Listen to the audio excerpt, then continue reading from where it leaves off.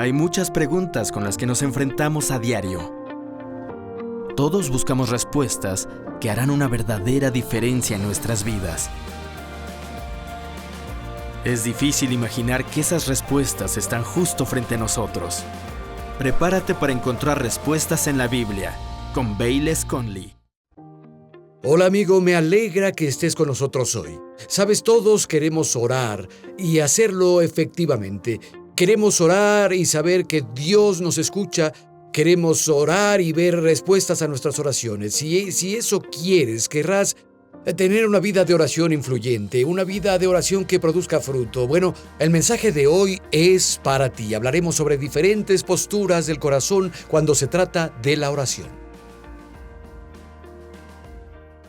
Antes de que Pablo hiciera una petición personal, antes de dar instrucciones sobre recibir respuesta personal a la oración, habla sobre los otros. De hecho, el principio del verso 7 dice: es justo que yo piense así de todos ustedes, porque los llevo en el corazón. La oración solo es efectiva cuando viene del corazón. La Biblia dice que cuando Ana oró, sus labios se movían, no había sonido audible, pero oró de corazón. Es mejor tener un corazón sin palabras que tener palabras sin corazón. Pablo dijo: los llevo en el corazón. Él tenía un corazón para otros. El general William Booth, el fundador del Ejército de Salvación, cuando ya era anciano, tenía una gran convención en Londres, y alguien se paró y anunció que el general Booth, por males físicos, no iba a asistir por su avanzada edad, y hubo cierto gemido que se oyó en la congregación de miles por la decepción, pero dijeron: envió un telegrama con su mensaje. Y de hecho lo tengo aquí y quiero leérselos.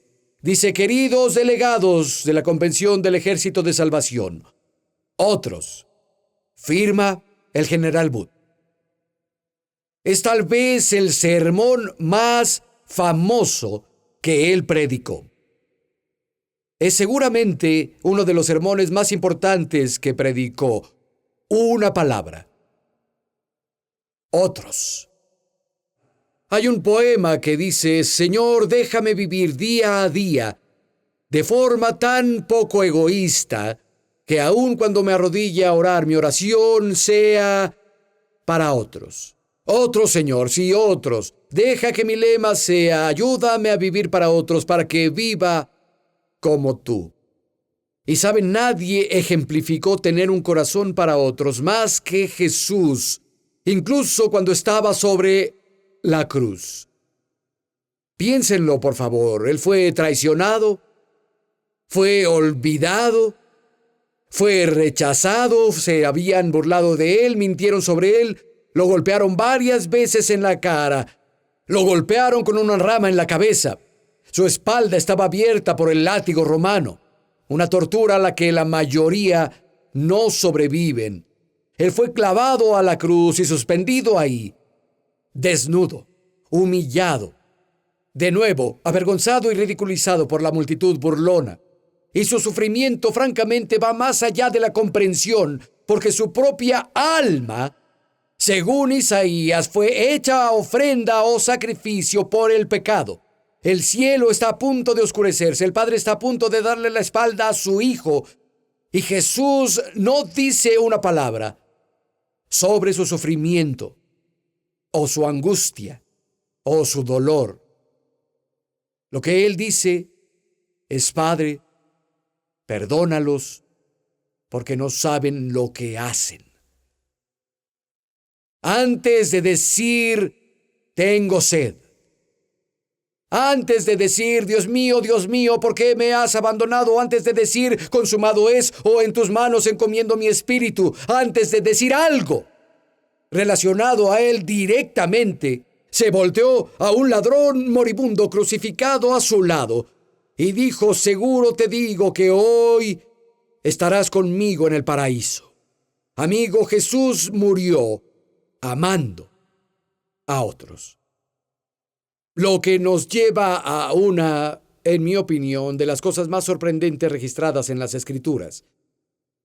Jesús está muriendo en la cruz, Dios encarnado, el Verbo hecho carne, el preexistente Hijo de Dios eterno, nacido de una virgen, que vivió una vida sin pecado, reveló cómo era Dios a un mundo quebrantado y fue llevado y crucificado.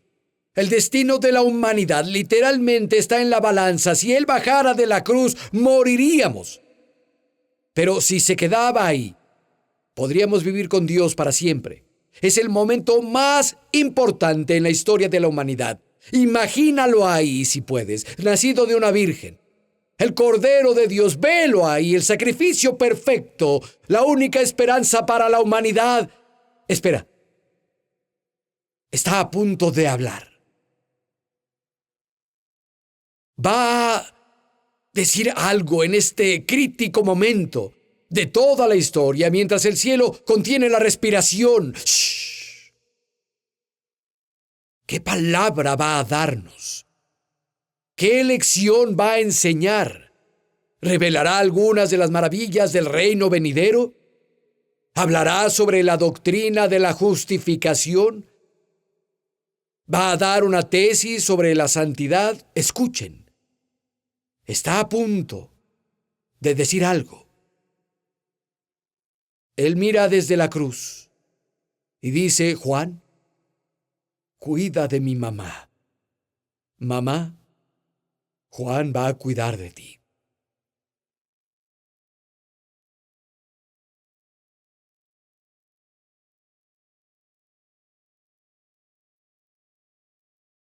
No logro entender eso ni comprenderlo.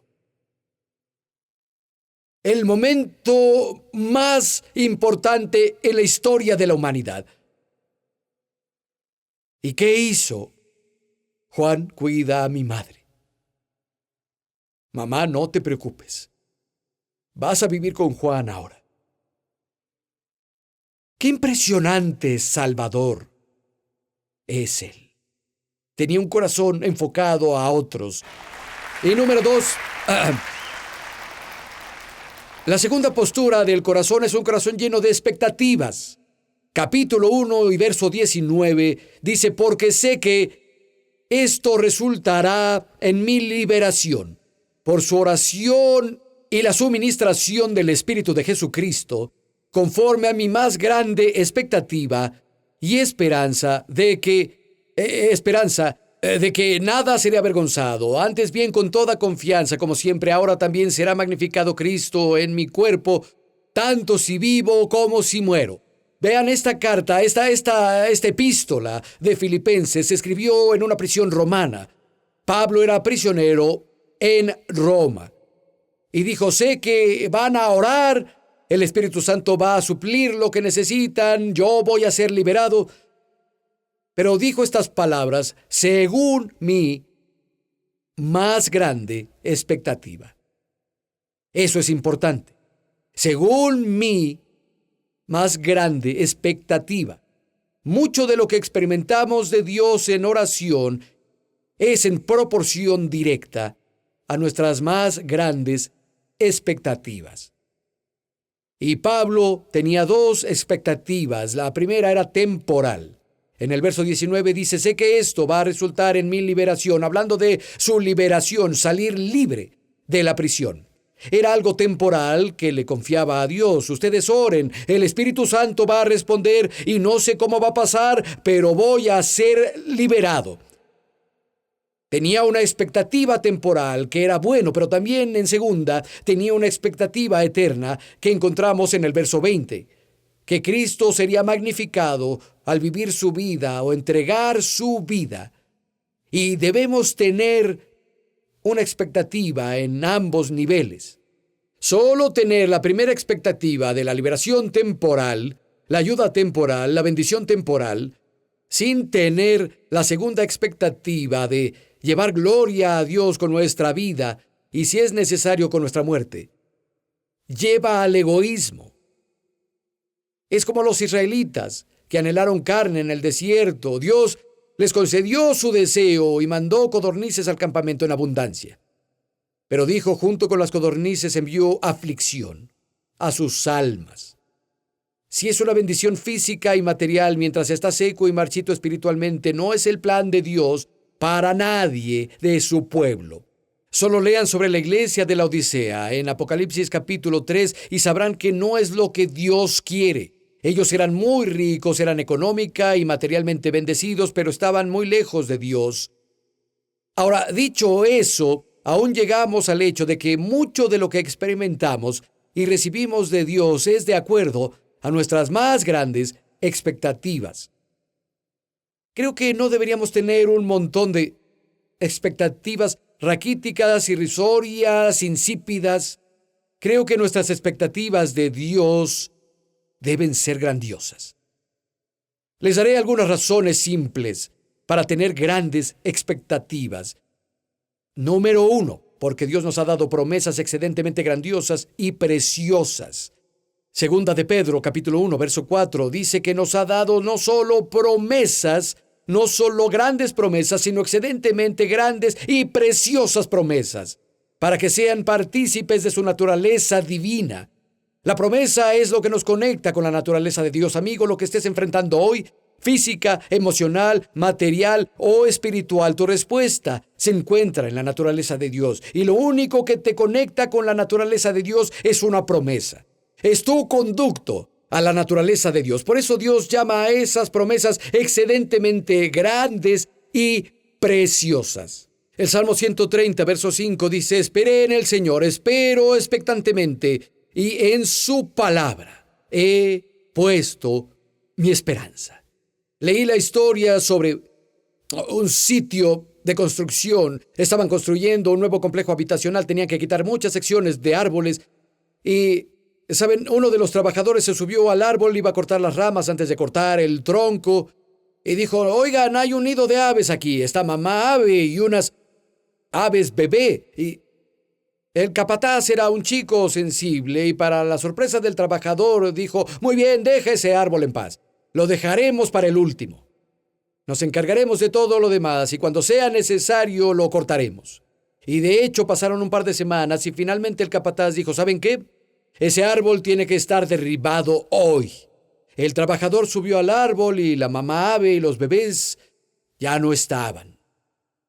El nido estaba abandonado y el trabajador tomó el nido, lo bajó y notó que había una pequeña cosa blanca entretejida y deshizo el nido y era parte de una tarjeta de un niño pequeño de la escuela dominical. Y una parte aún era legible. Todos los trabajadores se reunieron y esto es lo que decía. Es de Salmos, Proverbios 29-25, dice: el que confía en el Señor está a salvo. Fue un gran testimonio para esos trabajadores.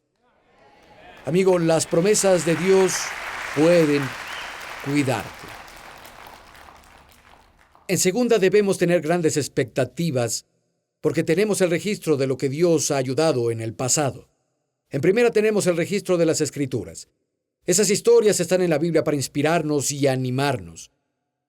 La historia del ciego Bartimeo y la mujer con el flujo de sangre y la mujer cuya hija estaba endemoniada están en la Biblia para inspirarnos y animar nuestra fe. La historia de los 10 leprosos que fueron sanados. La provisión milagrosa que hallamos en el Antiguo y Nuevo Testamento. Dios ayudó a las personas que eran comunes. Sé que a veces leemos y pensamos que eran más importantes, eran personas con errores como tú eres y como soy yo. Y saben, no solo eso, tenemos el registro espiritual, pero no tienes que buscar mucho para hallar a alguien a quien Dios ayudó. Hay personas que viven en tu mundo que han tenido un encuentro con Dios. Puedes encontrar libros en todos lados, llenos de historias de encuentros con Dios e intervenciones de Dios. Entren a Internet. Están en todos lados. Tenemos razón al tener grandes expectativas. Dios no hace excepción de personas. Lo que hizo ayer puede hacerlo hoy. El Señor, Él no cambia. Santiago dice que no hay la más leve sombra de cambio en Él. Toda buena dádiva y don perfecto vienen de arriba. Vienen del Padre de la luz. Y en tercera, debemos tener grandes expectativas de Dios porque Él es grande y hace cosas grandes. En las Escrituras Deuteronomio 7. Él es el grande e increíble Dios. Génesis 15. Es nuestra recompensa excedentemente grandiosa. Salmo 47. Es el gran rey. Hebreos capítulo 4. Él es el gran sumo sacerdote. Hebreos 13. Él es el gran pastor. Salmo 145, Él tiene gran misericordia. Nehemías 1, Él tiene gran poder. Salmo 18, Él libera grandemente. Salmo 76, Él tiene un gran nombre. Salmo 19, Él da gran recompensa. Debo continuar. Daniel capítulo 4 hace grandes señales. Joel 2 tiene grandes ejércitos. Mateo 4, Zacarías 8 tiene una gran luz y gran celo. En el libro de Jonás, Él prepara grandes vientos, grandes peces y da esperanza. ¿Quieren que continúe?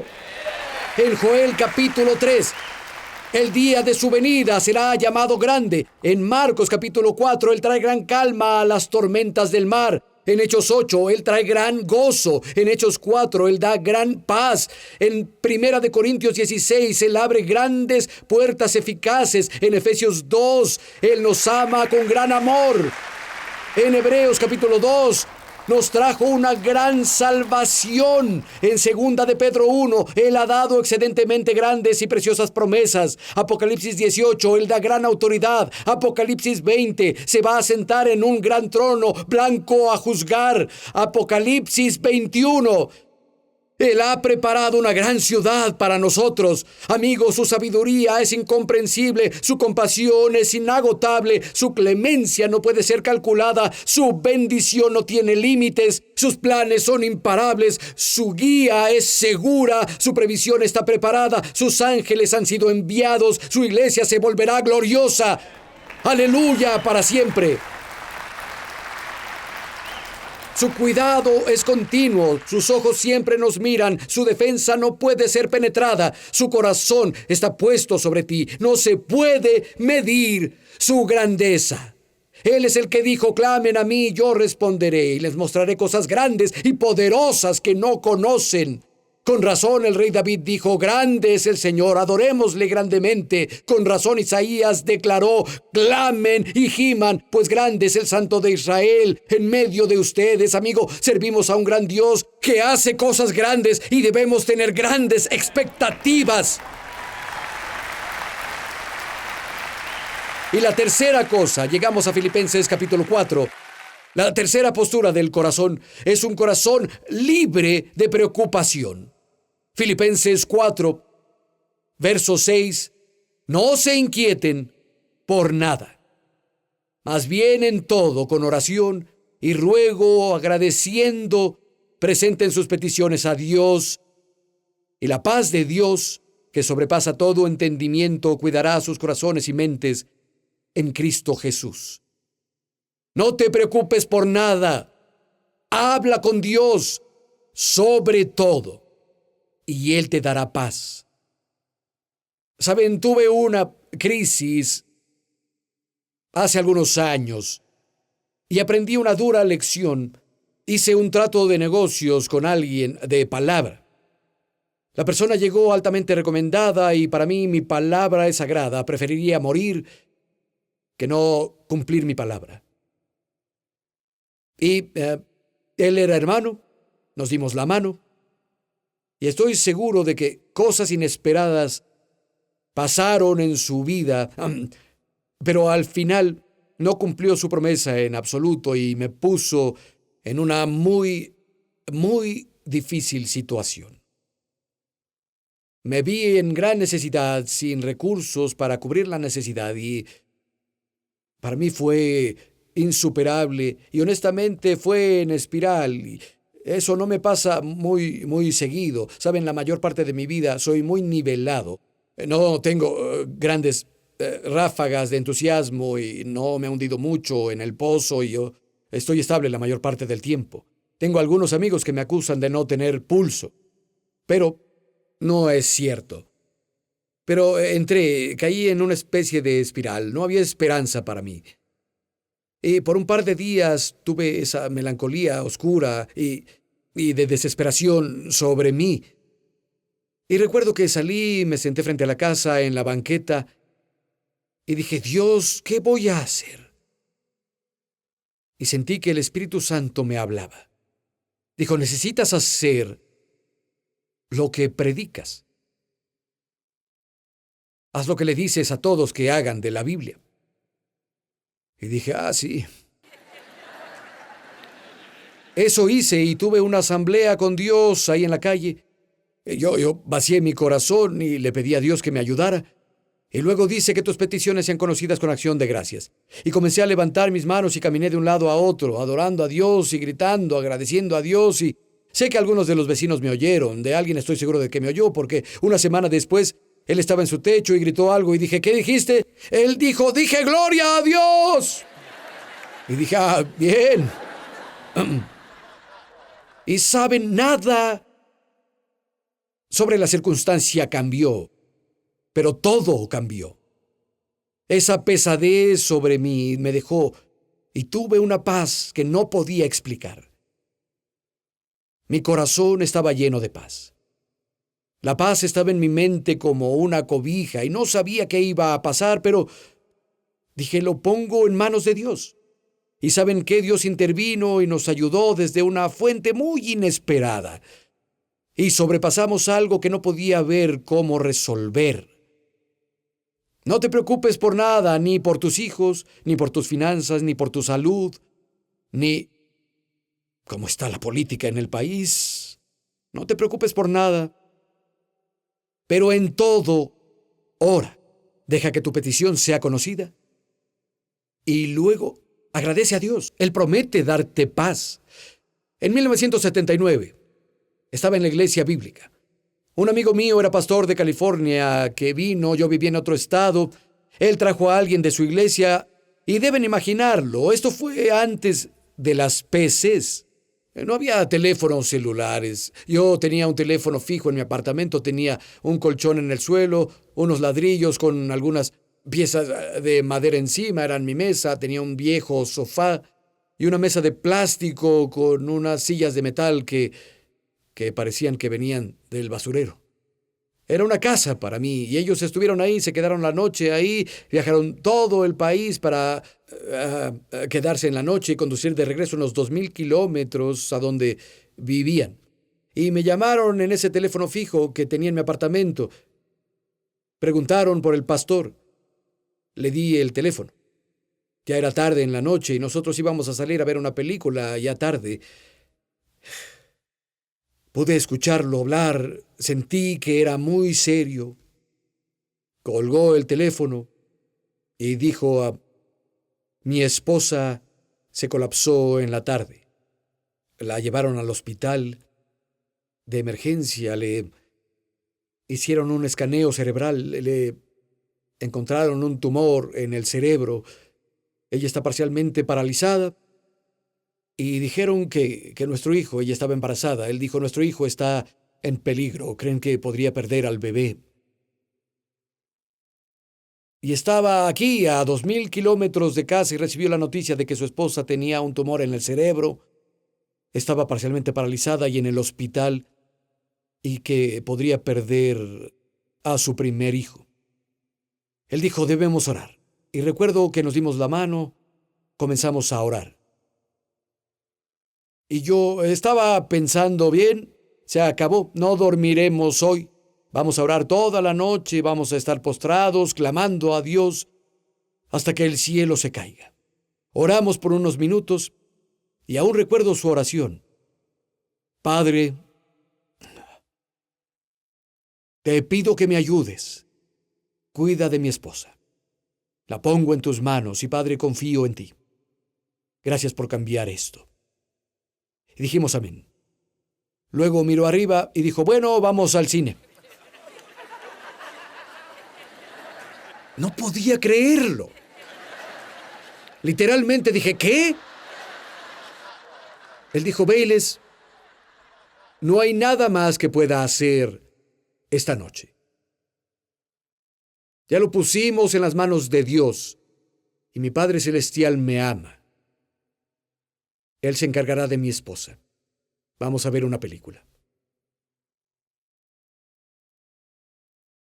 Estaba impactado. Muy impactado de la simplicidad de su fe. pero hizo lo que la Biblia dice. No te preocupes.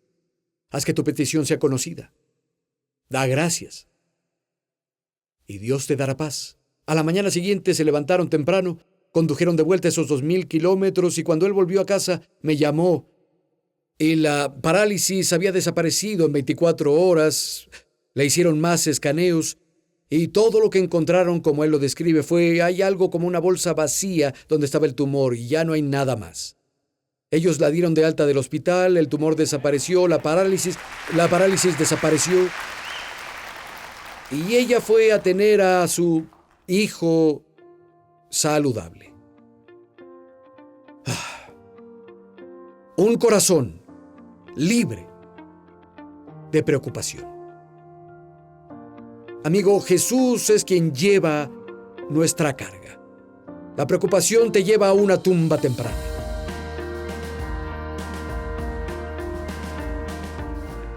Sabes, no es coincidencia que hayas visto la transmisión de hoy o la porción de ella que viste. Me aventuraré a decir que no es coincidencia que me escuches ahora. Si tienes una carga pesada, tienes cargas, estás lleno de preocupación, hay ansiedad en tu vida y la calidad de vida que sabes que es posible se te ha ido de las manos, necesitas saber que Jesús se preocupa por ti. Él es quien lleva todo el peso. La Biblia dice que echemos todas nuestras cargas en Él y que Él se encarga de nosotros. Solo quiero decirte lo más simple posible, que Jesús quiere ayudarte a ti.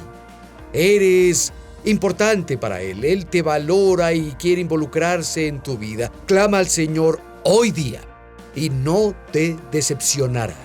Nos vemos la próxima.